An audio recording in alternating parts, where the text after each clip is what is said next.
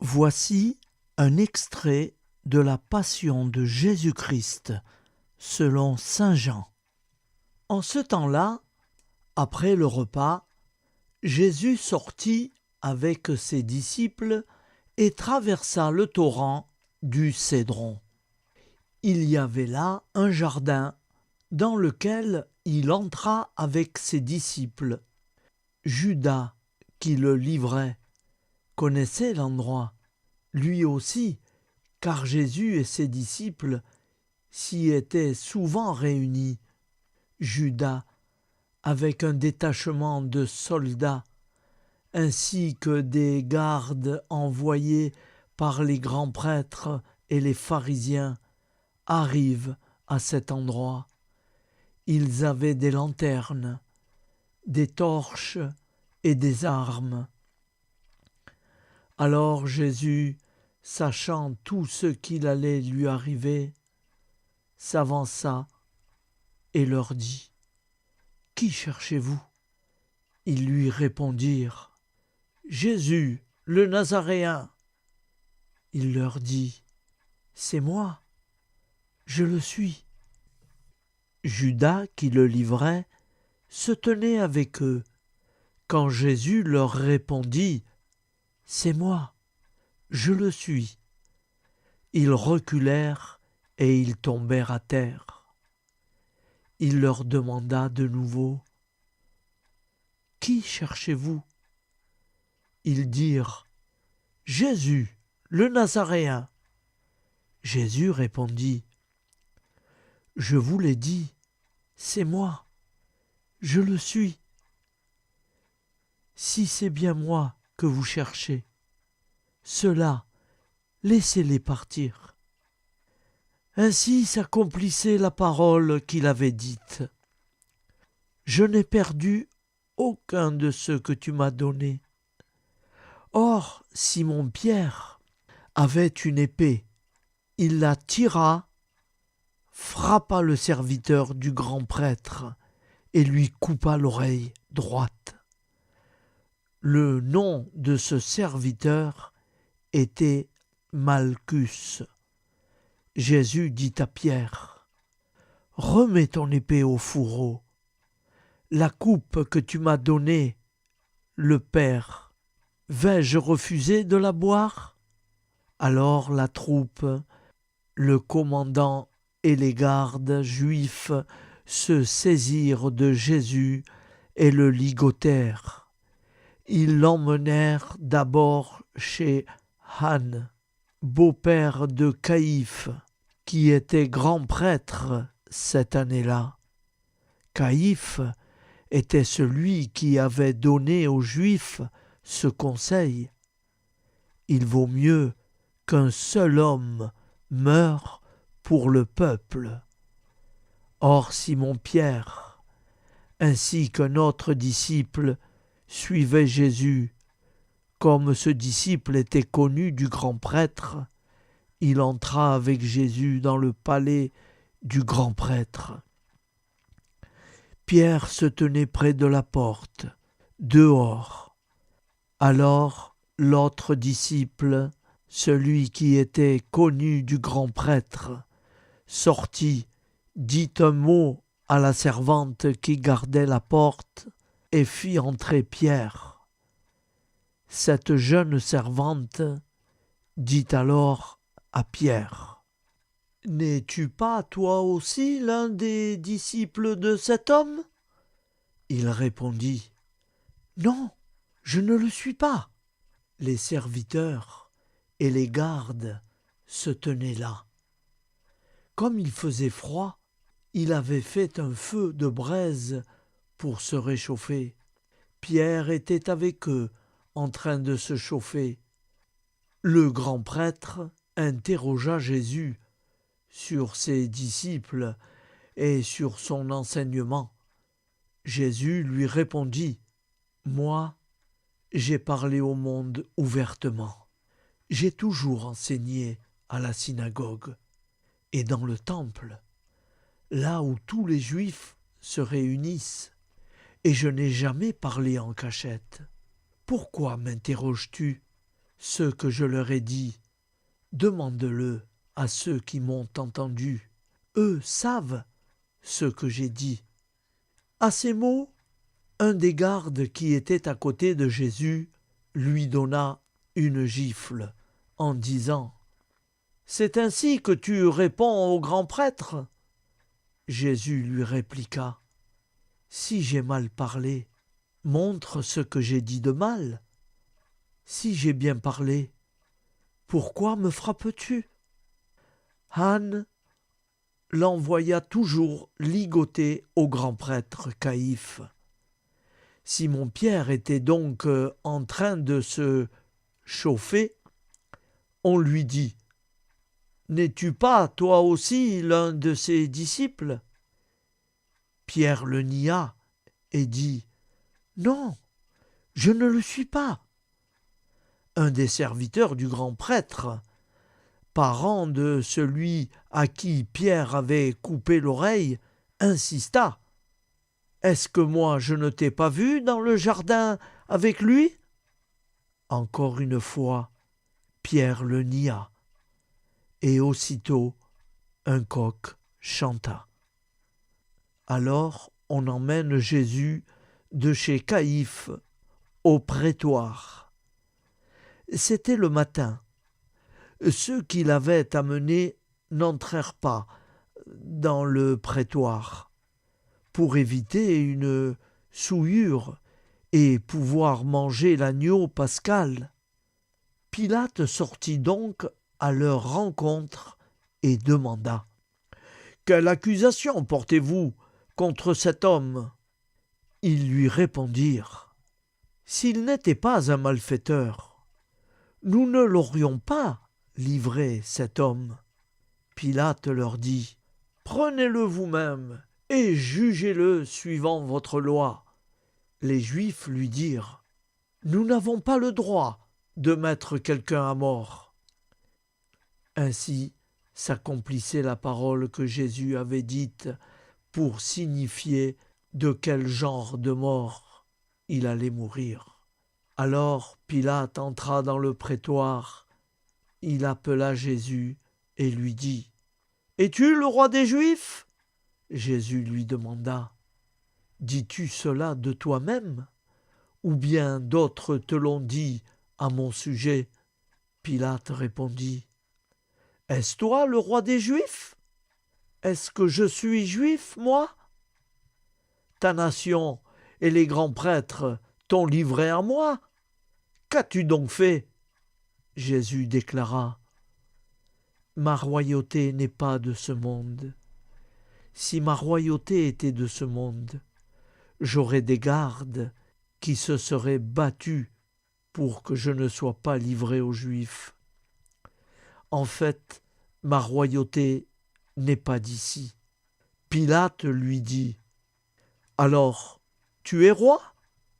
Jésus répondit « C'est toi-même qui dis que je suis roi. Moi, je suis né, je suis venu dans le monde pour ceci, rendre témoignage à la vérité. Quiconque appartient à la vérité, écoute ma voix. » Pilate lui dit « Qu'est-ce que la vérité ?» Ayant dit cela, il sortit de nouveau à la rencontre des Juifs, et il leur déclara « Moi, je ne trouve en lui aucun motif de condamnation. Mais chez vous, c'est la coutume que je vous relâche quelqu'un pour la Pâque. Voulez-vous donc que je vous relâche le roi des Juifs ?» Alors ils répliquèrent en criant « Pas lui, mais Barabbas !» Or, ce Barabbas était un bandit. Alors Pilate fit sortir Jésus pour qu'il soit flagellé. Les soldats tressèrent avec des épines une couronne qui lui posèrent sur la tête. Puis ils le revêtirent d'un manteau pourpre.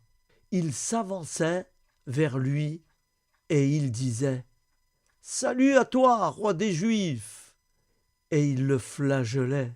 Pilate, de nouveau sortit dehors et leur dit : « Voyez, je vous l'amène dehors pour que vous sachiez que je ne trouve en lui aucun motif de condamnation. » Jésus donc sortit dehors, portant la couronne d'épines et le manteau pourpre. Et Pilate leur déclara : « Voici l'homme !» Quand ils le virent, les grands prêtres et les gardes se mirent à crier : « Crucifie-le ! Crucifie-le ! » Pilate leur dit : « Prenez-le vous-même et crucifiez-le.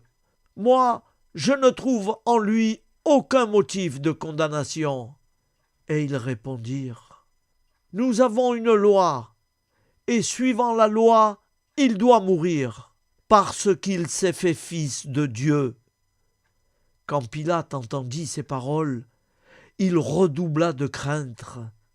Il entra dans le prétoire et dit à Jésus : « D'où es-tu » Jésus ne lui fit aucune réponse. Pilate lui dit alors : « Tu refuses de me parler, à moi ?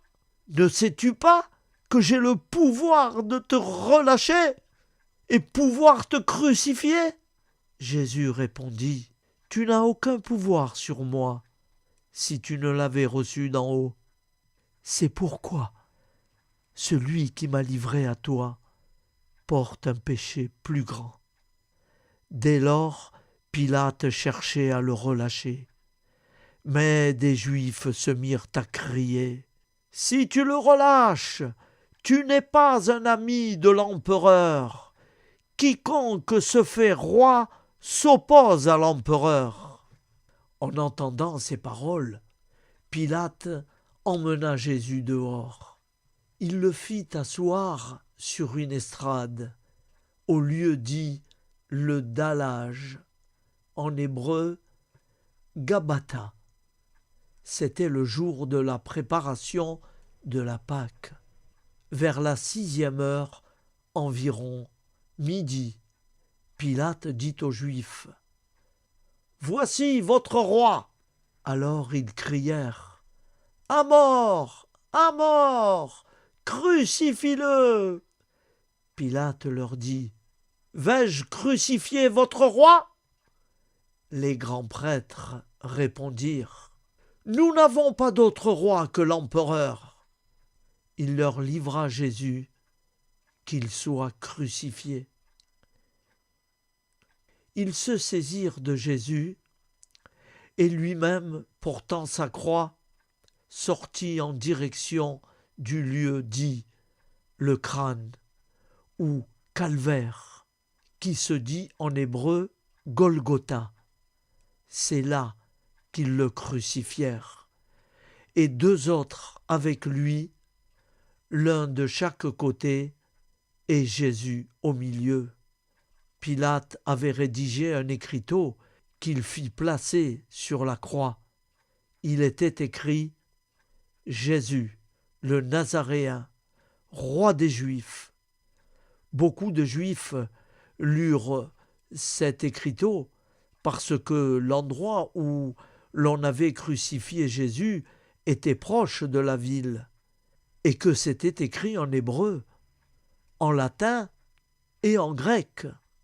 Alors les grands prêtres des Juifs dirent à Pilate : « N'écris pas, roi des Juifs, mais cet homme a dit : Je suis le roi des Juifs. » Pilate répondit : « C'est ce que j'ai écrit, je l'ai écrit. » Quand les soldats eurent crucifié Jésus, ils prirent ses habits, ils en firent 4 parts, une pour chaque soldat. Ils prirent aussi la tunique. C'était une tunique sans couture, tissée tout d'une pièce de haut en bas. Alors ils se dirent entre eux : « Ne la déchirons pas, désignons par le sort celui qui l'aura. » Ainsi s'accomplissait la parole de l'Écriture. Ils se sont partagés mes habits. Ils ont tiré au sort mon vêtement. C'est bien ce que firent les soldats. Or, près de la croix de Jésus se tenaient sa mère et sa sœur et la sœur de sa mère, Marie, femme de Cléophas, et Marie-Madeleine. Jésus, voyant sa mère et près d'elle le disciple qu'il aimait, dit à sa mère: « Femme, voici ton fils. » Puis il dit au disciple: « Voici ta mère. » Et à partir de cette heure-là, le disciple l'a pris chez lui. Après cela, sachant que tout désormais était achevé pour que l'écriture s'accomplisse jusqu'au bout, Jésus dit: « J'ai soif. » Il y avait là un récipient plein d'une boisson vinaigrée. On fixa donc une éponge remplie de ce vinaigre à une branche d'hysope, et on l'approcha de sa bouche. Quand il eut pris le vinaigre, Jésus dit: « Tout est accompli. » Puis il inclina la tête, il remit l'esprit. Ici, frères et sœurs, on fléchit le genou et on s'arrête un instant.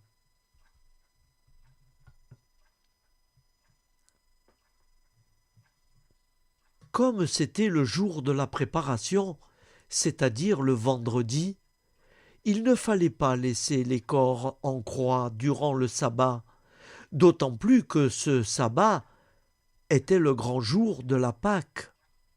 Aussi les Juifs demandèrent à Pilate qu'on enlève les corps après leur avoir brisé les jambes. Les soldats allèrent donc briser les jambes du premier, puis de l'autre homme crucifié avec Jésus. Quand ils arrivèrent à Jésus, voyant qu'il était déjà mort, ils ne lui brisèrent pas les jambes. Mais un des soldats, avec sa lance, lui perça le côté. Et aussi, il en sortit du sang et de l'eau. Celui qui a vu rend ce témoignage, et son témoignage est véridique. Et celui qui sait qu'il dit vrai, afin que vous aussi vous croyiez. Cela, en effet, arrivera pour que s'accomplisse l'Écriture. Aucun de ces os ne sera brisé. Un autre passage de l'Écriture dit encore: ils lèveront les yeux vers celui qu'ils ont transpercé.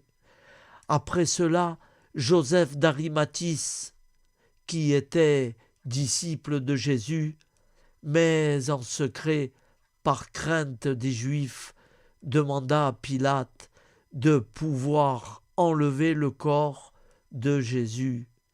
Et Pilate le permit. Joseph vint donc enlever le corps de Jésus. Nicodème, celui qui, au début, était venu trouver Jésus pendant la nuit, vint lui aussi.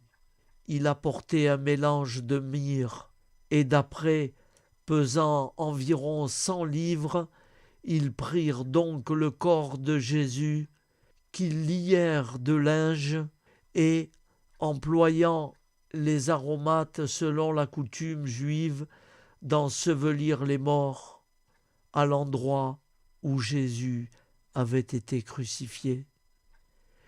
Il y avait un jardin, et dans ce jardin, un tombeau neuf, dans lequel on n'avait encore déposé personne.